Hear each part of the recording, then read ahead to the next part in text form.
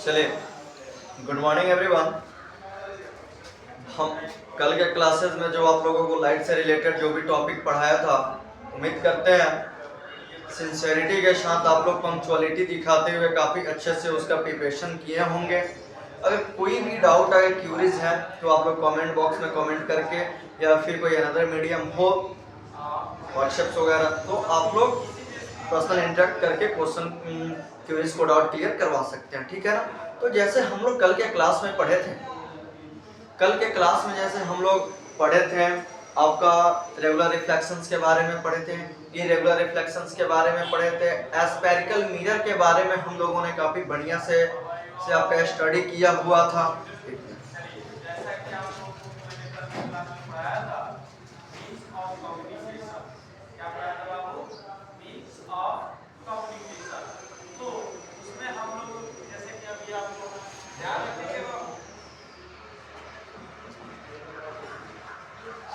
चलिए, तो हम लोगों ने काफी बढ़िया से उन सभी चीजों को देखा था और काफी बढ़िया से हमने डायग्राम के थ्रू उसको एक्सप्लेन भी किया था। तो हम लोगों का लास्ट टॉपिक ये था कि एस्पेरिकल मिरर। तो हमने एस्पेरिकल मिरर को काफी बढ़िया से डिवाइड करके समझा दिया था कि एस्पेरिकल मिरर आपका कितने टाइप्स का होता है बाबू।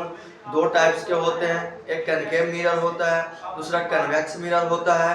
किस टाइप के मिरर को कनकेव मिरर कहते हैं, किस टाइप के मिरर को कन्वेक्स मिरर कहते हैं, ये सारी चीज़ें हम लोग काफ़ी अच्छे से कल के क्लास में डिफाइन किए थे, देखे हुए थे, ठीक है ना। उम्मीद करते हैं कि काफ़ी अच्छा कॉन्सेप्ट दिया हुआ था। अब सिंसियरिटी से अगर उसको देखे होंगे तो कहीं से कोई डाउट बनने की कोई पॉसिबिलिटीज नहीं बन रही है, ठीक है ना। तो आज हम लोग देखेंगे, तो जैसे मैंने कल के क्लास में ये बताया था कि सिलवर्ड करने के अकॉर्डिंग हम डिसाइड करेंगे कि आपका कनकेव मिरर है कि कन्वेक्स मिरर है। तो जैसे मैंने यहाँ पे ये बताया था कि एक ऐसा हम शेप दे देते हैं और अब शेप देने के बाद ये पूछते हैं कि बताइए बाबू कि ये कनकेव मिरर होगा, ये आपका कनकेव मिरर होगा या आपका कन्वेक्स मिरर होगा। तो मैंने बताया था कि ये अभी कोई मिरर ही नहीं है, जस्ट एज एक कर्व ग्लास का एक क्या है पीस है, ठीक है ना, जो कि स्क्वायर से काट करके हमने इसको लाया हुआ है। जब तक इसको हम लोग सिलवर्ड नहीं कर देते हैं तब तक। तो मान लीजिए कि यहाँ पे हमने भाई ये बाहर वाले साइड को जैसे ही सिलवर्ड करेंगे, बाहर वाले साइड को जैसे ही सिलवर्ड करेंगे तो ये आपका कौन सा मिरर बन जाएगा बाबू, ये कनकेव मिरर बन जाएगा। बाहर वाले साइड को जैसे हम सिलवर्ड करते हैं तो कनकेव मिरर बन जाता है। और इसी डायरेक्शन में अगर हम फिर दूसरा लेते हैं और इसको इन साइड से यानी धसी हुई पार्ट की तरफ से अगर हम सिलवर्ड करते हैं तो ये आपका कौन सा मिरर बन जाता है बाबू, कनकेव मिरर का फॉर्मेशन करता है। कौन से मिरर का, कनकेव, ये कन्वेक्स मिरर का आपका फॉर्मेशन करता है। तो हम सिलवर्ड के अकॉर्डिंग डिसाइड करेंगे कि आपका गिवन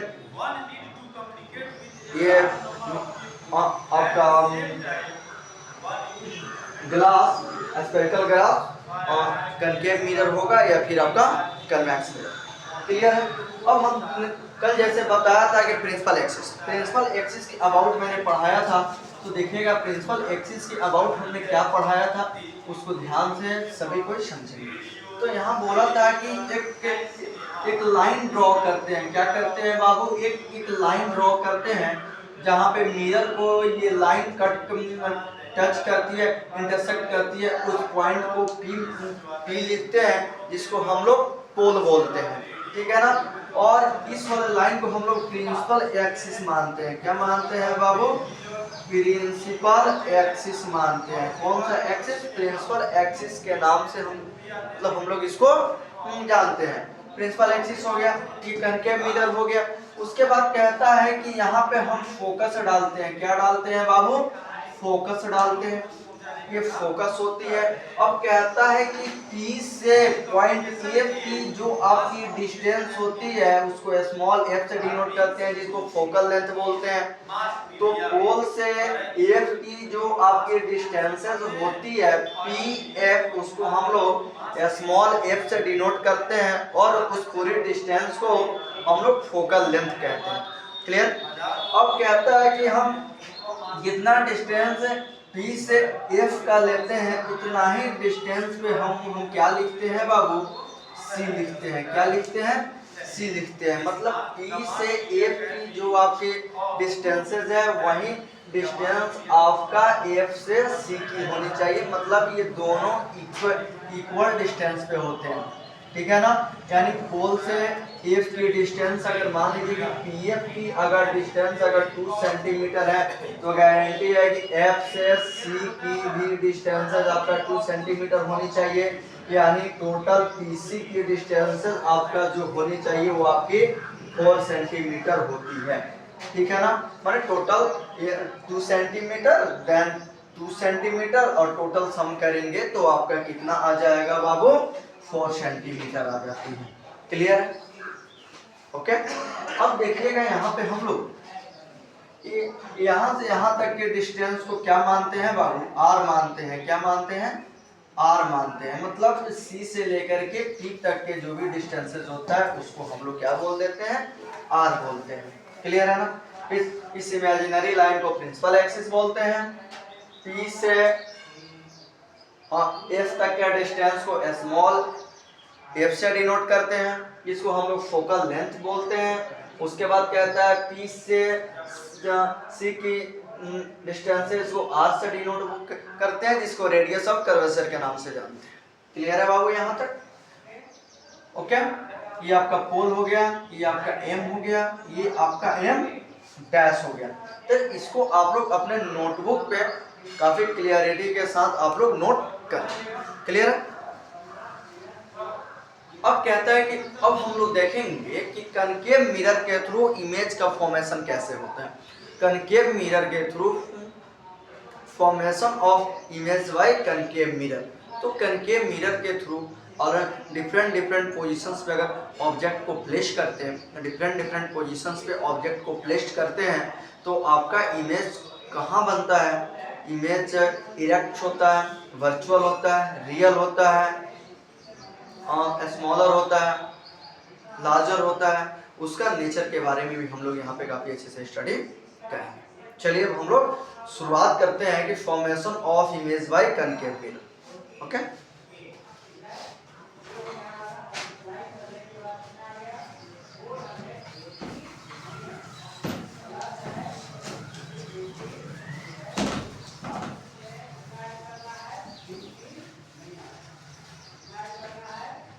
तो ये आपका टॉपिक है formation of image by concave mirror.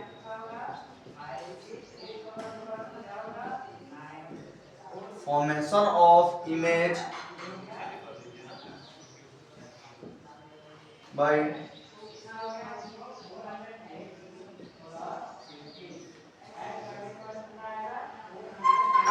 Formation of image by concave mirror. तो ध्यान से देखेंगे formation of image by concave mirror कैसे होता है।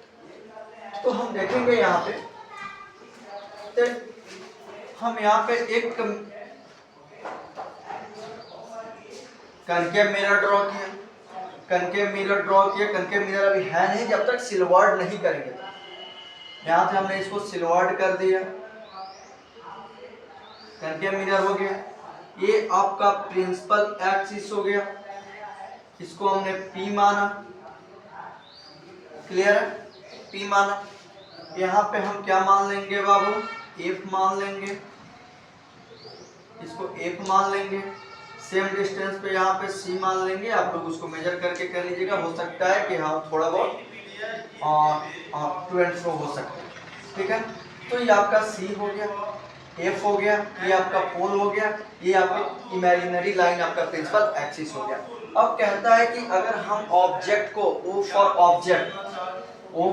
ऑब्जेक्ट बोलते हैं और I को इमेज बोलते हैं। क्या बोल देते हैं बाबू, I फॉर इमेज होती है। इमेज का मतलब किसी चीज का फोटो या प्रतिबिंब होता है, ठीक है। तो कहता है कि अगर हम इनफाइनाइट डिस्टेंस पे, कहता है कि अगर इनफाइनाइट डिस्टेंस पे किसी ऑब्जेक्ट को प्लेस करते हैं, अगर इनफाइनाइट डिस्टेंस पे किसी ऑब्जेक्ट को प्लेस करते हैं तो उसका इमेज कहाँ बनेगा, और जो आपका इमेज बनेगा इरेक्ट होगा कि वर्चुअल होगा ये आपका रियल होगा, स्मॉलर होगा कि लार्जर होगा, कंपेरिजन देन ऑब्जेक्ट, ये हमको देखना है। तो यहाँ पे चलिए ध्यान से हम लोग समझेंगे यहाँ पे, ठीक है ना।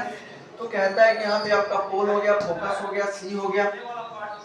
अब कहता है कि अगर ये इनफाइनाइट से ये लाइट आ रही है, इनफाइनाइट पे प्रेजेंट ऑब्जेक्ट से ये लाइट आ रही है, तो कहता है कि ये पैरेलल आती हुई लाइट, ये पैरेलल आती हुई लाइट जब भी ये आपके मिरर से जब भी रिफ्लेक्ट होगा तो ये फोकस से आकर के क्रॉस होता है। ध्यान दीजिएगा, जब भी इनफाइनाइट किसी भी ऑब्जेक्ट से जब भी रेज ऑफ लाइट आती है तो कनकेव मिरर से आफ्टर रिफ्लेक्शन वो फोकस से ही क्रॉस करती है। ध्यान देंगे, जब भी आपका इसमें ऑब्जेक्ट के किसी भी पोजीशन से वो आपका ऑब्जेक्ट इनफाइनाइट पे हो या फिर ऑब्जेक्ट आपका सी पे रखें या फिर हम ऑब्जेक्ट एफ पे रखें, कहीं से भी अगर लाइट अगर आ रही है तो आपका हमेशा आफ्टर रिफ्लेक्शन आपका फोकस से ही क्रॉस करेगा।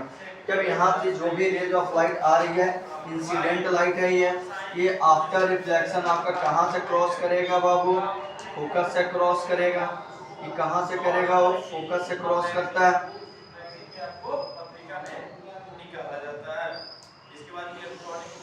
ये कहाँ से करेगा? फोकस से करेगा। तो देखिएगा इंसिडेंट रे का ये रिफ्लेक्टेड रे आपका आ करके फोकस पे मिट कर रहा है कि नहीं कर रहा है, और जहाँ पे रिफ्लेक्टेड रे आपका मिट करता है वहीं पे आपका इमेज का फॉर्मेशन होता है। जहाँ पे रिफ्लेक्टेड रे आ करके मिट करता है वहीं पे आपका रिफ्लेक्शन का फॉर्मेशन इमेज का फॉर्मेशन होता है। रिफ्लेक्टेड रे जहाँ पे आ करके एक दूसरे के साथ मिलते हैं वहीं पे आपका इमेज का फॉर्मेशन होता है।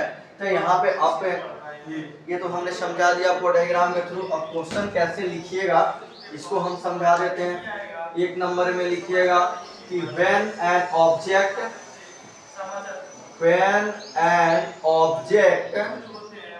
is placed at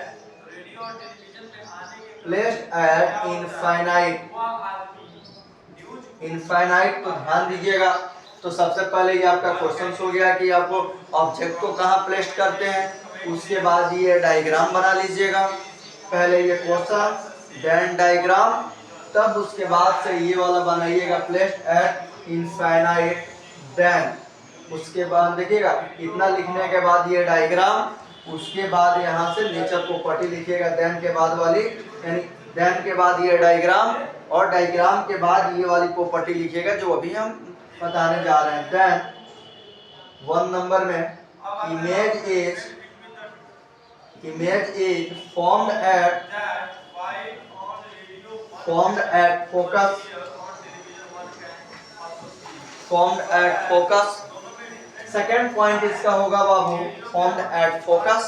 इसका सेकेंड पॉइंट होगा image is very smaller than object, क्योंकि पॉइंट इनफाइनाइट डिस्टेंस से लाइट आ रही है तो बहुत ह्यूज बड़ी होगा ना। और अब देखिएगा यहाँ पे पॉइंट इमेज बन रहा है कि नहीं बन रहा है, तो लिखिएगा image is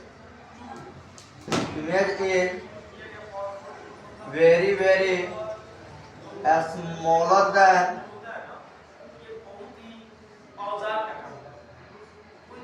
smaller than object, that is point। Okay, clear हुआ। थर्ड पॉइंट इसका कहता है बाबू it is real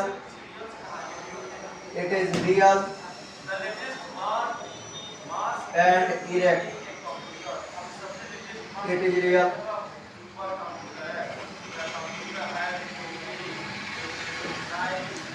क्लियर, क्योंकि रियल इमेज का मतलब होता है कि इसको स्क्रीन पे ऑप्शन किया जा सकता है, देखा जा सकता है। क्लियर, तो यही कहता है कि फॉर्मेशन ऑफ इमेज में बताता है कि ध्यान से समझेंगे।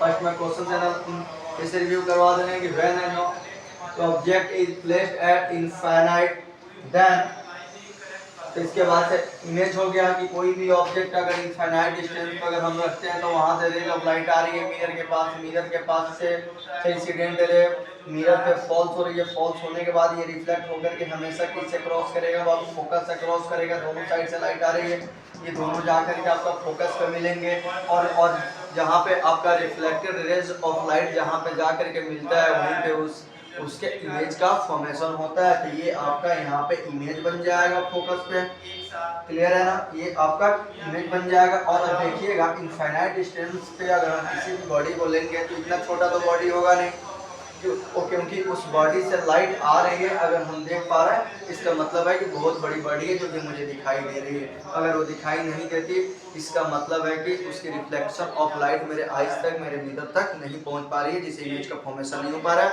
पॉइंट लाइक इमेज का फॉर्मेशन हो रहा है, मतलब इमेज यहाँ पे बन रहा है, इसको हम लोग देख पाएंगे।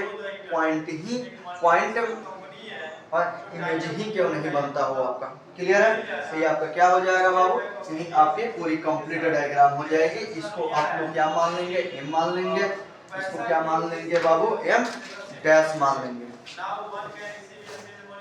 और इसको क्या मान लेंगे, एम और एम डैश, जो कि पहले ही आप लोगों को हम बता चुके हैं, क्लियर। किसी को डाउट यहाँ तक? अगर किसी भी बच्चे को डाउट हो रहा है तो मैं बार बार ये रिपीट कर रहा हूँ, बार बार इस पे और काफ़ी फोर्सली बता रहा हूँ कि आप लोग कमेंट सेक्शन में क्वेश्चन से क्यूरीज को टाइप करें, सेंड करें, फिर आपके क्लासेस में उसको सॉल्यूशन करने के बाद ही आपका क्लास आगे लिया जाएगा, ठीक है ना। तो यहाँ तक किसी को डाउट नहीं है। अब कहता है कि अब हम मान लीजिए कि अब कहता है कि व्हेन एन ऑब्जेक्ट, ध्यान देंगे नेक्स्ट सेकंड नंबर क्वेश्चन क्या कहता है, when an object is placed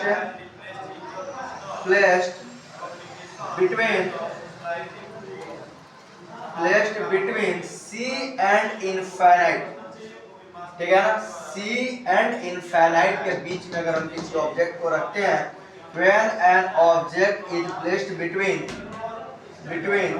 C and infinite, C and infinite, तो देखिए क्या होता है, क्या when an object is placed between C and infinite। तो अब इसका हम लोग डायग्राम कैसे बनाएंगे, काफी इजीली है इसका डायग्राम बनाना, और अभी हम लोग बना करके देखेंगे क्यों कैसे, चलिए ठीक है। तो देखिए सभी कोई आप लोग फिजिक्स का चैप्टर शुरुआत हो गया, उसको पढ़ें, समझें, ध्यान दें, और इसको ना आप लोग अपने नोटबुक में नोट कर लें।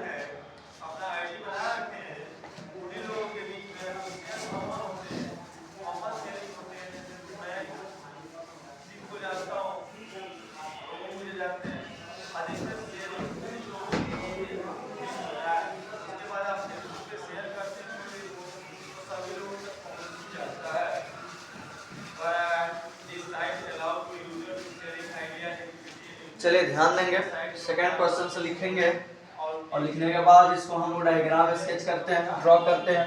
तो कहता है कि when an object is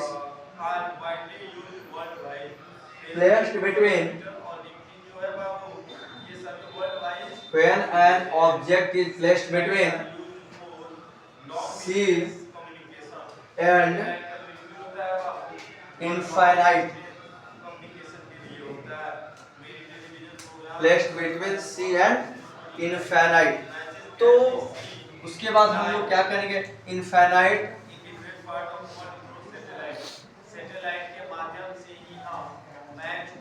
then formed image images, देखिएगा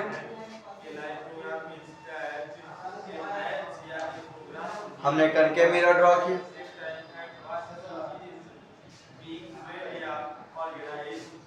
ये बता चुका हूँ कि प्रिंसिपल एक्सिस, यहाँ पे P हुआ, यहाँ पे F लिया, यहाँ पे C हुआ, अब कहता है कि सी और इनफाइनाइट का तो कई मेजरमेंट कुछ क्लियर नहीं होता है, तो हम लोग एक्सपेक्ट कर लेते हैं कि यहाँ पे मान लीजिए कि इनफाइनाइट और सी के बीच वाला पोर्शन हुआ। यहाँ पे मैंने क्या डाल दिया बाबू, इमेज डाला। क्या डाला बाबू, आपका इमेज डाला, सॉरी ऑब्जेक्ट को प्लेस किया यहाँ पे, और जैसे ही ऑब्जेक्ट से रेज ऑफ लाइट निकल करके मिरर पे जाएगी तो यहाँ पर रिफ्लेक्शन आपका फोकस से क्रॉस होगा। आपका रिफ्लेक्शन ये कहाँ से क्रॉस होगा बाबू, आपका फोकस से क्रॉस होगा, और आपकी दूसरी रे, ये रेज ऑफ लाइट निकल करके आपका सी से क्रॉस हो करके ये मिरर पे जाएगा, ठीक है ना। फिर दूसरी यहाँ से रेज ऑफ लाइट निकल करके सी से हो करके आपका डायरेक्ट मिरर पे फॉल्स होगा तो यहाँ से जैसे ये इंसिडेंट हुआ है उसी मीडियम में आपका रिफ्लेक्शन भी होगा, क्योंकि यहाँ पे जैसे ही जब भी हम ऑब्जेक्ट को सी और इनफाइनाइट के बीच में रखते हैं, वहां से जो भी सी से रेज ऑफ लाइट आ करके आपका मिरर पे फॉल्स होती है, एग्जैक्ट आपका 90 डिग्री पे फॉल्स होती है। और कोई भी अगर कोई भी रेज ऑफ लाइट अगर 90 डिग्री पे अगर फॉल्स होती है तो उसका इंसिडेंट रे का डायरेक्शन ही उसका रिफ्लेक्टेड रे का डायरेक्शन होगा, ठीक है ना। क्योंकि जिस मीडियम में आएगी उसी मीडियम में लौट जाएगी, क्योंकि नॉर्मल इसी पे बनेगा, क्योंकि एंगल नॉर्मल इसी पे बनेगा, और दोनों लाइट के बीच का जो आपका एंगल होता है आपका 0 डिग्री का होता है, ठीक है ना। तो ये आएगी। तब देखिएगा यहाँ पे कह रहा है क्या कि यहाँ से रेज ऑफ लाइट गई, ये आपका रिफ्लेक्शन हुआ, रिफ्लेक्शन के बाद यहाँ से सी से रेज ऑफ लाइट गई जो कि इंसिडेंट रे यानी फोकस से रिफ्लेक्टेड करने वाली रेज ऑफ लाइट को पॉइंट यहाँ पे अगर कट कर रही है तो आपका इमेज का फॉर्मेशन कहाँ पे होगा बाबू, यहीं पे इमेज का फॉर्मेशन होगा, ऐसे, ठीक है ना। इमेज का फॉर्मेशन आपका यहीं पे हो जाएगा। तो कहता है कि देन तो image is formed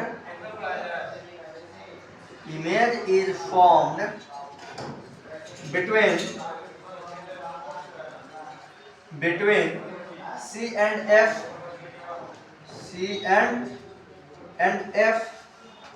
क्लियर हो गया, ओके। दूसरे में कहता है image is smaller than, very smaller नहीं है, इमेज यहाँ पे है smaller than object, it is real, image is real,